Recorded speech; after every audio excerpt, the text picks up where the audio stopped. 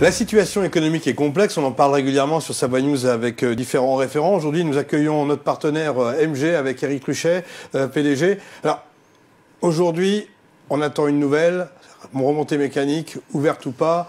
Vous y croyez, vous ? Alors très honnêtement, Laurent, ouverture des remontées mécaniques demain, j'y crois pas vraiment. Et je pense qu'on est très peu dans la profession à y croire. Et presque, j'ai envie de dire, est-ce qu'on l'espère ? Peut-être pas vraiment. Donc tout dépend des conditions. Si on devait espérer une ouverture, dans quelles conditions cette ouverture aurait lieu ? Et je pense que c'est certainement ça la question principale. Alors vous êtes très proche des entreprises, petites, grandes, moyennes, internationales ou locales.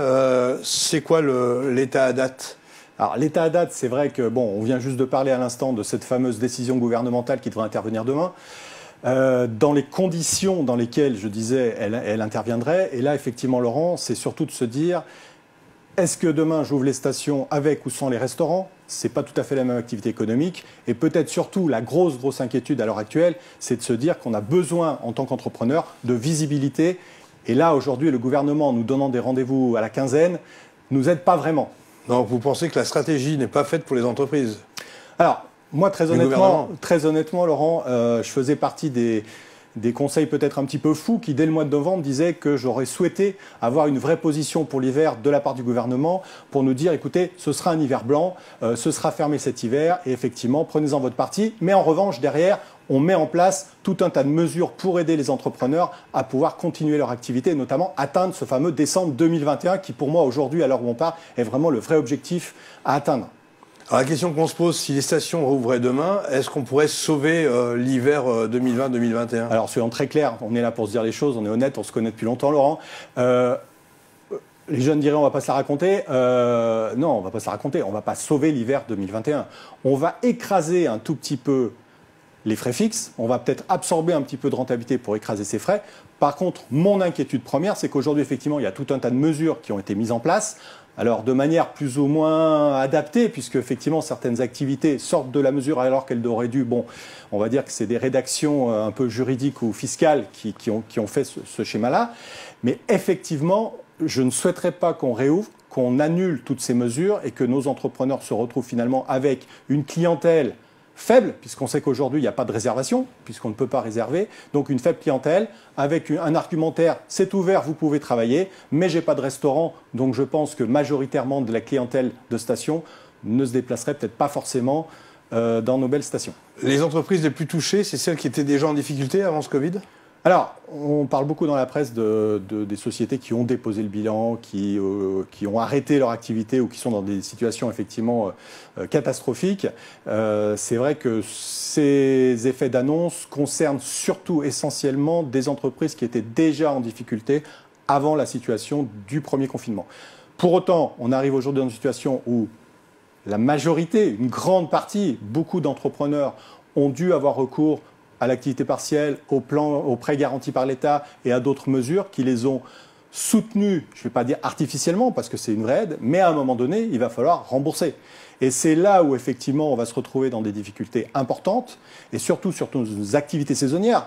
Laurent, on est dans une situation, si on n'ouvre pas cet hiver, nos commerçants, nos entrepreneurs de stations n'auront pas travaillé durant une période de 21 mois. On est presque à 2 ans sans activité. Parlons pas de l'été. L'été est une activité en dents de scie. Tous les entrepreneurs, tous les magasins n'ont pas vocation à ouvrir l'été. On ne va pas louer des skis l'été. Donc, 21 mois sans activité, il y a quand même peu d'entreprises qui peuvent se relever sans avoir des séquelles derrière. Conséquences bien sûr pour le milieu de la montagne et conséquences aussi pour le milieu urbain comme Chambéry, Grenoble, puisque ces villes, ces grandes agglomérations vivent de l'or blanc, comme on dit. Tous les métiers, je dirais, périphériques qui dépendent indirectement de la montagne, puisqu'effectivement on sait que quand ça se passe bien en haut, en règle générale, ça se passe pas trop mal derrière en bas. Donc c'est vrai que des villes comme effectivement Chambéry, Grenoble, Albertville, vont certainement, Annecy, avoir des répercussions importantes, répercussions qu'elles ont déjà bien rencontrées et bien ressenties au moment où on parle, puisqu'effectivement, on connaît exactement aujourd'hui toutes les difficultés qui sont rencontrées. On insiste beaucoup sur le milieu de la montagne en ce moment, parce qu'on est dans une saison où finalement, ça concerne principalement la montagne, entre guillemets, en ce moment, alors que ces gens-là n'étaient pas forcément impactés les mois antérieurs, et là, ils sont en plein dedans.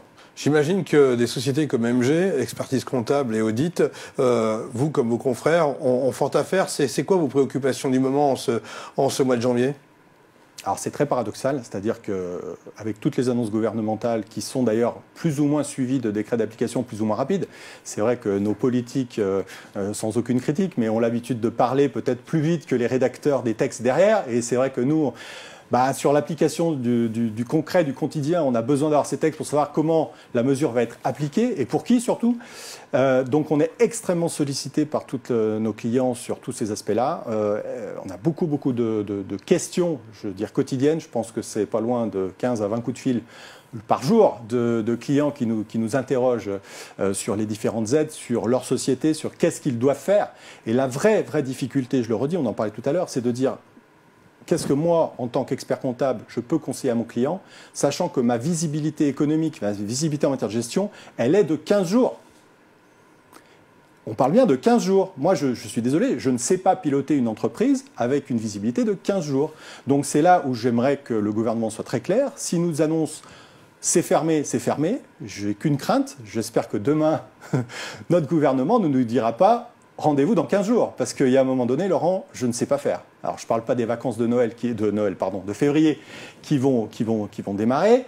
Dans quel état, on ne sait pas. On sait déjà que les restaurateurs ne pourront pas rouvrir avant mi-février, c'est-à-dire en gros à la fin des vacances de février. Non, on est dans une situation où vraisemblablement, je pense que tous les acteurs de la montagne aujourd'hui sont conscients que la réouverture ne semble que très peu probable. Et ce qui serait intéressant justement, c'est de connaître l'ensemble des mesures du gouvernement pour que nos entrepreneurs puissent atteindre décembre 2021 sans trop d'encombre et avec un plan d'action. Donc aujourd'hui, nous, au niveau d'MG, ce qui nous importe, c'est d'arriver à trouver des solutions pour que les chefs d'entreprise puissent vivre sereinement la période jusqu'à l'hiver prochain, qu'ils puissent entamer cet hiver prochain. Je vais vous prendre un exemple concret, Laurent. Au début de l'hiver, on nous a dit, le gouvernement a dit, embauchez. Pas de problème, on embauche. Et puis, on va ouvrir, peut-être. On en reparle dans 15 jours. Et puis, 15 jours après, qu'est-ce qui s'est passé?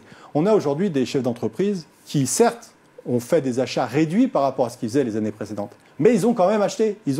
Donc, ils ont du stock. Et le stock, il faut le payer maintenant. 15 jours, 2 mois, 3 mois de délai. Bon, c'est compliqué. Quand vous avez eu aucun client, vous avez travaillé petitement, station fermée, peu de clients. Pas de trésorerie. Donc, pas de trésorerie. Même avec les aides qui sont malgré tout significatives par rapport à ce qu'on peut voir dans d'autres pays, comme l'Espagne ou l'Italie, on est quand même aujourd'hui avec des mesures importantes, mais ces mesures importantes ne couvrent pas les frais fixes, et aujourd'hui, il faut payer son loyer, il faut payer ses frais, et ce n'est pas forcément tous les jours évident, et aujourd'hui, on est dans une situation très compliquée, donc c'est pour ça que le conseil, je dirais qu'à mon niveau, c'est d'attendre les annonces gouvernementales, puisqu'on est tous un petit peu pendus à ces décisions. Je sais que nombre de nos élus locaux se battent en haut lieu à Paris pour essayer de mettre en place des mesures, et notamment des mesures qui vont au-delà de ce fameux fonds de solidarité, puisque effectivement c'est plafonné et pas pour toutes les entreprises, mais essayer d'intégrer, comme c'est le cas pour les entreprises qui font plus de 1 million d'euros de chiffre d'affaires par mois, c'est quand même peu d'entreprises malgré tout, donc de diminuer ce plafond de 1 million d'euros pour essayer d'avoir une subvention, une aide supplémentaire qui permettrait d'absorber une partie des frais fixes et donc de pouvoir, je dirais, envisager plus sereinement les mois qui arrivent. On a vu quand même certaines corporations bien travailler sur le mois de décembre, voire rattraper une bonne partie du chiffre d'affaires. Ça donne de l'espoir, une fois que les vannes sont lâchées, les gens consomment? Très clairement, je pense qu'effectivement, on a des mois, voire des années à venir qui devraient être très positives. Pourquoi? Écoutez, on a été confinés pendant très longtemps. Il y a eu des aides de l'État, donc les gens continuent à toucher leur salaire. Et aujourd'hui, dans les différents organismes, on nous annonce que les Français auraient épargné un budget record de 100 milliards d'euros sur l'année 2020. Donc 100 milliards d'euros, aujourd'hui, je pense que l'ensemble des consommateurs, l'ensemble des Français n'attend qu'une chose, c'est de pouvoir repartir, faire des achats, se faire plaisir et donc consommer dans les restaurants, les bars et prendre des vacances en montagne ou ailleurs. Et j'ai bon espoir qu'effectivement, ça repart. Eric Truchet, merci de ce point à date et à très bientôt sur Savoie News.